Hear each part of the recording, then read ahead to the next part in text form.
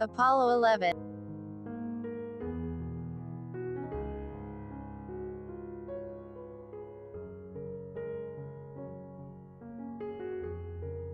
Apollo 11 was the spaceflight that first landed humans on the Moon. Commander Neil Armstrong and Lunar Module pilot Buzz Aldrin formed the American crew that landed the Apollo Lunar Module Eagle on July 20, 1969, at 2017 Coordinated Universal Time.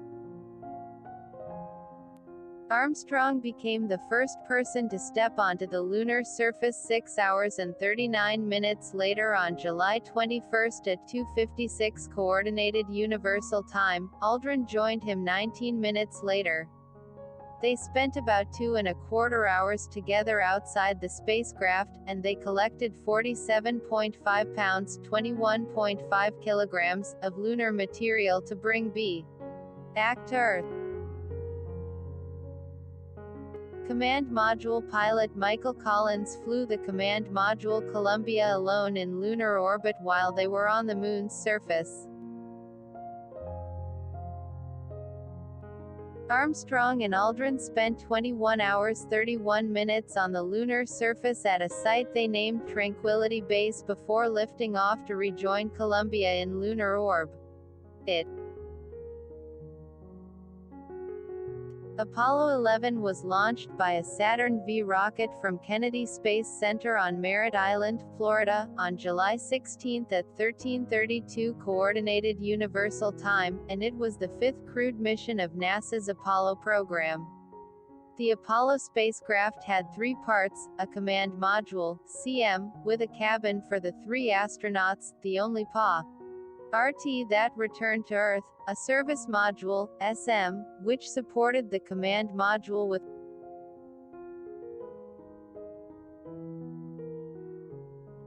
propulsion, electrical power, oxygen, and water, and a lunar module, LM, that had two stages, a descent stage for landing on the Moon and an ascent stage to place the astronauts back into lunar orbit.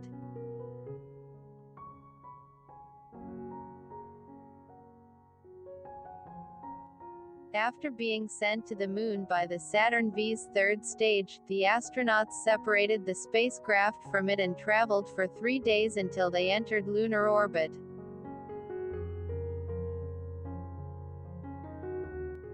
Armstrong and Aldrin then moved into Eagle and landed in the Sea of Tranquility on July 20. The astronauts used Eagle's ascent stage to lift off from the lunar surface and rejoin Collins in the command module. They jettisoned Eagle before they performed the maneuvers that propelled Columbia out of the last of its 30 lunar orbits onto a trajectory back to Earth.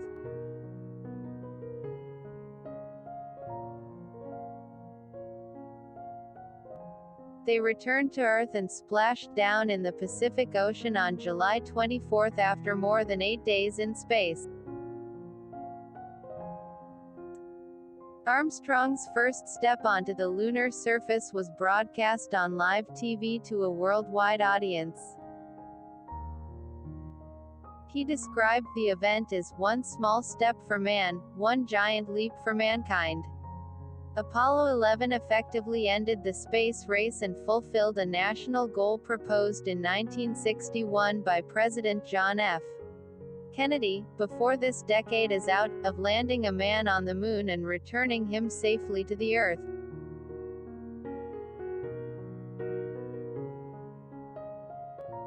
In the late 1950s and early 1960s, the United States was engaged in the Cold War, a geopolitical rivalry with the Soviet Union.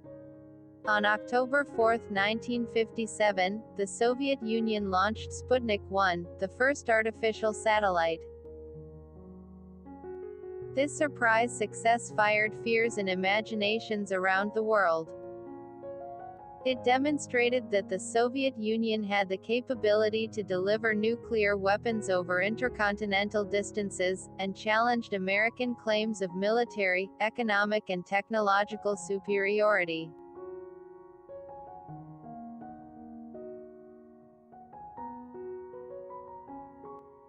This precipitated the Sputnik crisis, and triggered the space race.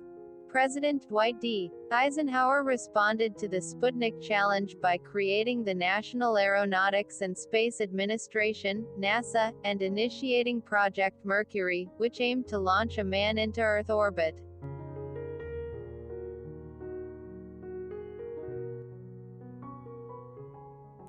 But on April 12, 1961, Soviet cosmonaut Yuri Gagarin became the first person in space, and the first to orbit the Earth. It was another body blow to American pride. Nearly a month later, on May 5, 1961, Alan Shepard became the first American in space, completing a 15-minute suborbital journey. After being recovered from the Atlantic Ocean, he received a congratulatory telephone call from Eisenhower's successor, John F. Kennedy. Kennedy believed it was in the national interest of the United States to be superior to other nations, and that the perception of American power was at least as important as the actuality.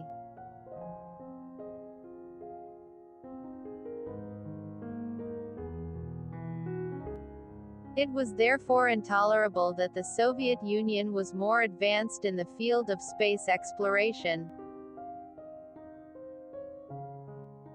He was determined the United States should compete, and sought a challenge that maximized its chances of winning. During projects Mercury and Gemini, each mission had a prime and a backup crew. For Apollo, a third crew of astronauts was added, known as the support crew.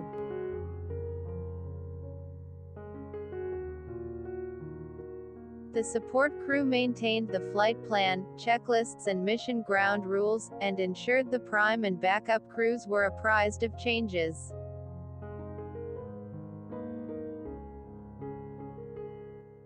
They developed procedures, especially those for emergency situations, so these were ready for when the prime and backup crews came to train in the simulators, allowing them to concentrate on practicing and mastering them.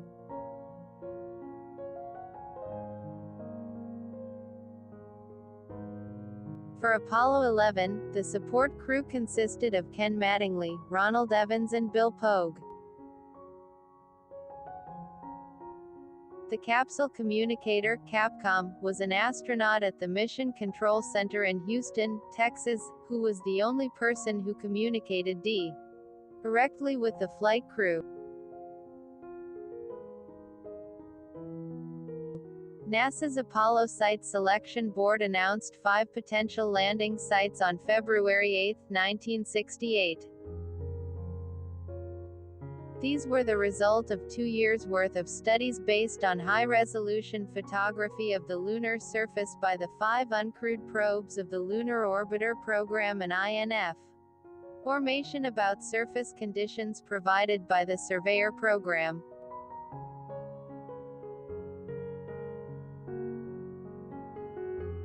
Apollo 11 was launched by a Saturn V rocket from Kennedy Space Center on Merritt Island, Florida, on July 16 at 13:32 Coordinated Universal Time, and it was the 5th crewed mission of NASA's Apollo program. Commander Neil Armstrong and Lunar Module pilot Buzz Aldrin formed the American crew that landed the Apollo Lunar Module Eagle on July 20, 1969, at 2017 Coordinated Universal Time.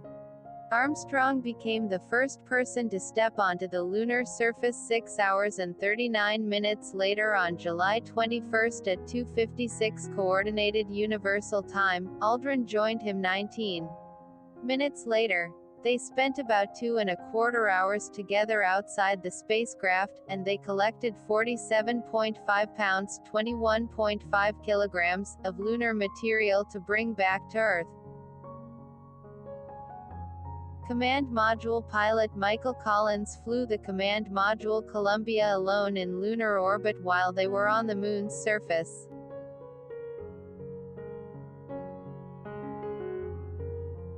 Armstrong and Aldrin spent 21 hours 31 minutes on the lunar surface at a site they named Tranquility Base before lifting off to rejoin Columbia in lunar orbit. Humans walking on the Moon and returning safely to Earth accomplished Kennedy's goal set 8 years earlier. In mission control during the Apollo 11 landing, Kennedy's speech flashed on the screen, followed by the words, "Task accomplished, July 1969.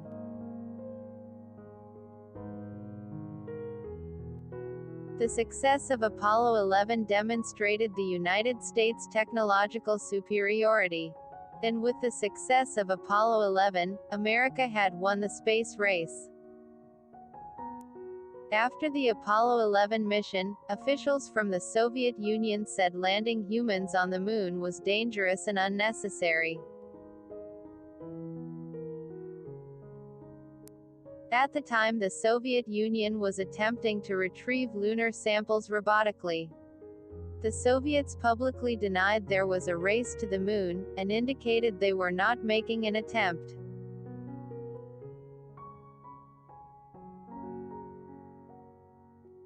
Mstislav Keldysh said in July 1969, "We are concentrating wholly on the creation of large satellite systems."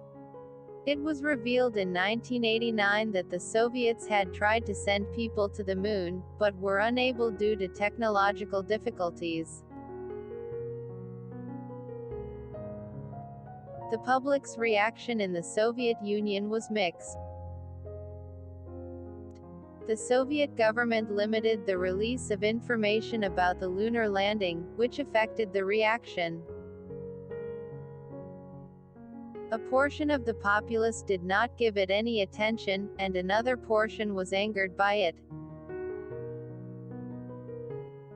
For 40 years Armstrong's and Aldrin's space suits were displayed in the museum's Apollo to the Moon exhibit, until it permanently closed on December 3, 2018, to be replaced by a new gallery which was scheduled to open in 2022. A special display of Armstrong's suit is planned for the 50th anniversary of Apollo 11 in July 2019.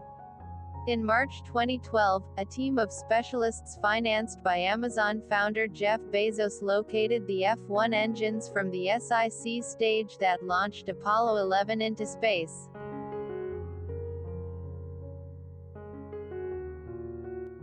They were found on the Atlantic seabed using advanced sonar scanning.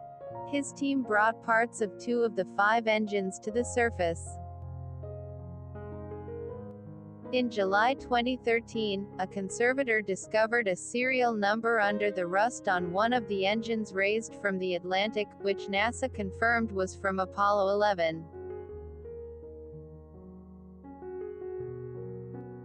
The SIVB third stage, which performed Apollo 11's trans-lunar injection, remains in a solar orbit near to that of Earth. The main repository for the Apollo moon rocks is the Lunar Sample Laboratory Facility at the Lyndon B. Johnson Space Center in Houston, Texas. For safekeeping, there is also a smaller collection stored at White Sands Test Facility near Las Cruces, New Mexico. Most of the rocks are stored in nitrogen to keep them free of moisture. They are handled only indirectly, using special tools. Over 100 research laboratories around the world conduct studies of the samples, and approximately 500 samples are prepared and sent to investigators every year. In 2015, after Armstrong died in 2012, his widow contacted the National Air and Space Museum to inform them she had found a white cloth bag in one of Armstrong's closets. The bag contained a forgotten camera that had been used to capture images of the first moon landing. The camera is currently on display at the National Air and Space Museum. On July 15, 2009, Life.com released a photo gallery of previously unpublished photos of the astronauts taken by Life photographer Ralph Morse prior to the Apollo 11 launch. From July 16 to 24, 2009, NASA streamed the original mission audio on its website in real time 40 years to the minute after the events occurred. On July 19, 2019, the Google Doodle paid tribute to the Apollo 11 moon landing, complete with a link to an animated YouTube video with voiceover by astronaut Michael Collins. Aldrin, Collins, and Armstrong's sons were hosted by President Donald Trump in the Oval Office.